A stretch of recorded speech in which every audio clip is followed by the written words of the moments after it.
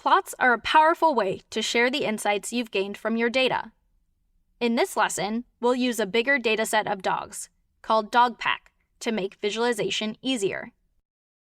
Remember when we talked about matplotlib at the beginning of the course?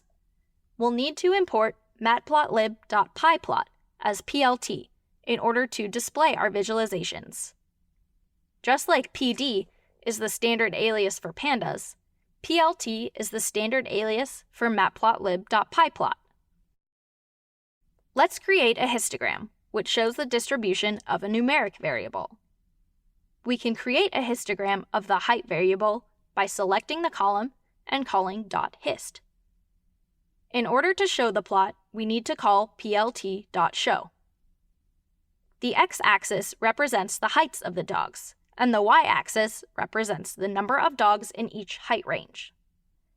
By grouping observations into ranges, the histogram allows us to see that there are a lot of dogs around 50 to 60 centimeters tall.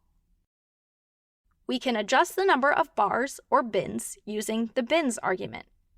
Increasing or decreasing this can give us a better idea of what the distribution looks like. Bar plots can reveal relationships between a categorical variable and a numeric variable, like breed and weight. To compute the average weight of each breed, we group by breed, select the weight column, and take the mean, giving us the average weight of each breed. Now we can create a bar plot from the mean weights using the plot method, setting kind equal to bar. Finally, we call plt.show. To add a title to our plot, we can use the title argument of the plot method. It looks like St. Bernards are the heaviest breed on average. Line plots are great for visualizing changes in numeric variables over time. Lucky for us, a Labrador named Sully has been weighed by his owner every month. Let's see how his weight has changed over the year. We can use the plot method again, but this time we pass in 3 arguments: date as x, weight as y, and kind equals line. Sully's weight has fluctuated quite a bit over the year. We may want to rotate the x-axis labels to make the text easier to read. This can be done by passing an angle in degrees with the ROT argument. Here, we rotate the labels by 45 degrees. Scatter plots are great for visualizing relationships between 2 numeric variables.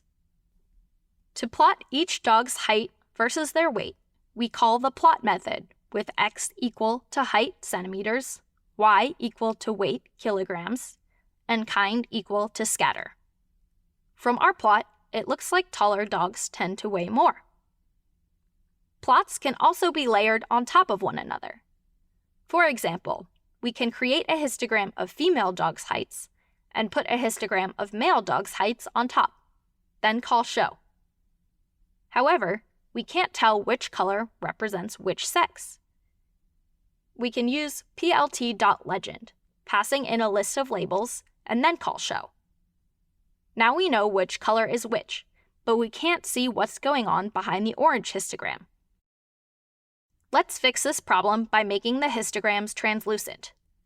We can use hist's alpha argument, which takes a number.